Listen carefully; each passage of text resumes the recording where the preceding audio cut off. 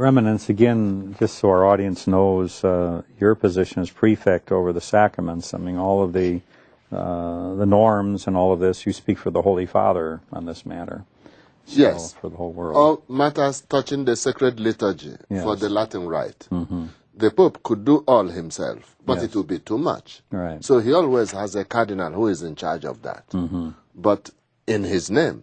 Yes, I think this is important. So what we're going over here is what the Holy Father wants. So this just isn't your whim.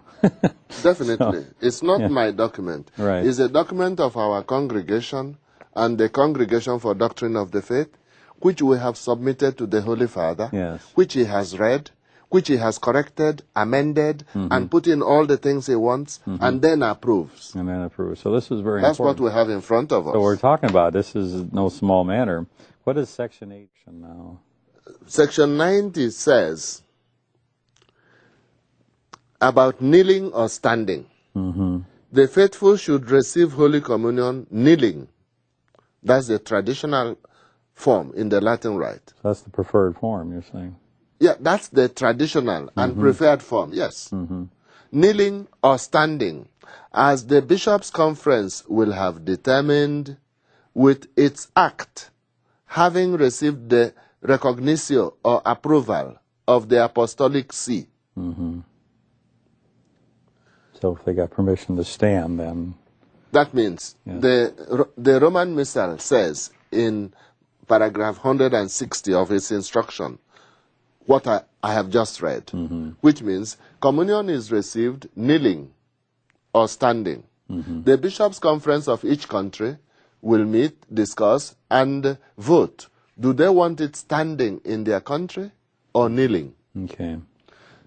Whatever they resolve, they bring it to our congregation in the Vatican. We must ratify it before it becomes effective. Okay. Otherwise, they just kneel.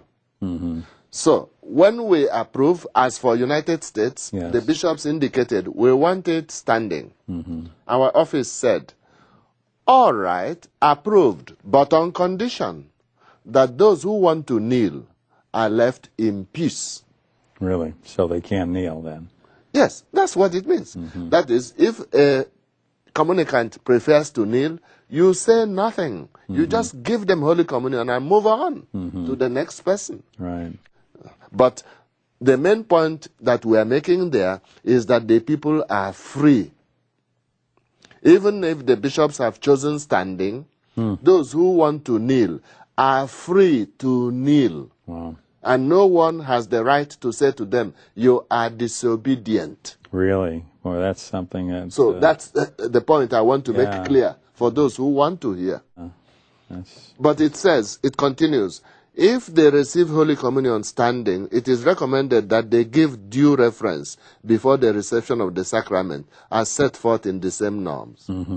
So if they receive standing, they can make a deep bow before receiving. Some can genuflect. It is really free, provided you don't make yourself a nuisance for those near you. It's recommended. It is to be remembered that sacred ministers may not deny the sacrament to those who seek to receive in a reasonable manner, if they are rightly disposed and they are not prohibited by the law from receiving.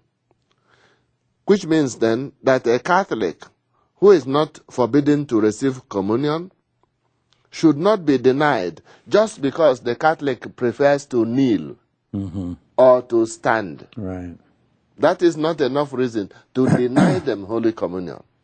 It looks so common sense, except that some people just punish others at the very supreme moment of receiving Holy Communion. They begin to give orders. Yeah, I've seen it where they've been chastised right from the altar. It's sad. You know, so... it is sad. Yeah. This is the sacrament of love, the sacrament of unity. Yes. That's what these paragraphs want to protect. Then paragraph 92 is saying similar thing for receiving on the tongue or receiving in the hand. Yes. And the way to, I cut it short this way. Holy Communion is received on the tongue. That is the normal in the Latin rite. Okay. But if in a country the bishops want that it be received in the hand, the bishops must discuss it at their plenary meeting and vote by 2/3 majority. Really? Before they that come they want to you? it. Before they come to you? And then they refer it to our office. Yes. When we ratify it, then it is allowed to receive in the hand in that country. And in the other, they can still receive it on the tongue, though. Always. See, some people don't know that either. So unfortunately, yeah. Some people, they insist you must receive on the hand. No priest has the right to demand that. And even no bishop has the right to demand you must receive on the hand. No, no. The faithful remain free to receive on the tongue, or if it is approved in their country, in the hand. This is wonderful. I mean, to find out what Rome is really saying and what are the rules, regulations, to have these documents and then to have a cardinal prefect that is over implementing this document, explain it to us. So call us at the number on the screen or visit our website at familyland.org. Find out how you can get more of these tapes or video discs for your own parish, for your own study groups, and really start to consecrate your families and your parish and your parishioners in the truth. Because only this will make us free. We have to know our faith, share our faith. And now, because of the media, we can share our faith. We have a complete catechetical program with His Eminence explaining the faith from A to Z.